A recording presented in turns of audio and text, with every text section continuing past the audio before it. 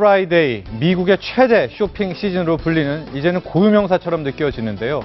미국의 블랙 프라이데이 같은 경우에는 11월 말 추수감사절부터 시작이 되는 그 다음에 2월까지 이어지는 미국의 빅 쇼핑 시즌입니다.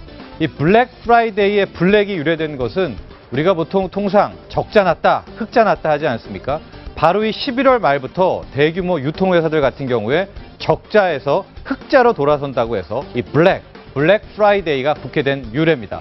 그런데 우리나라에서도 이 블랙 프라이데이 아이디어를 차용해가지고 다음 달 1일부터 14일까지 2주 동안 코리안 블랙 프라이데이를 열겠다. 여기서부터 이야기가 시작된 겁니다.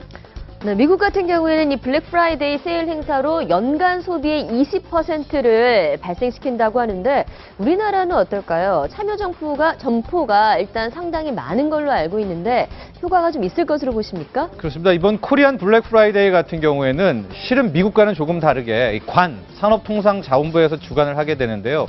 총 참여 업체가 27,000개 정도 됩니다. 백화점이 있고요. 대형 마트가 있고 일선 편의점까지 이번 빅 프라이데이, 이 코리안 프라이데이 쇼핑 시즌에 참여를 하게 되는데요. 지금 역시 정부가 주도하는 만큼 세일 폭에 있어서도 기존의 세일 폭보다 많게는 10%포인트 이상 해야 되겠다. 품목도 늘리겠다. 이렇게 아주 큰 포부를 밝히고 있습니다. 네, 일반 소비자들은 그럼 기존 세일과는 어떤 차별성이 있느냐라는 의구심을 품기도 하는데요.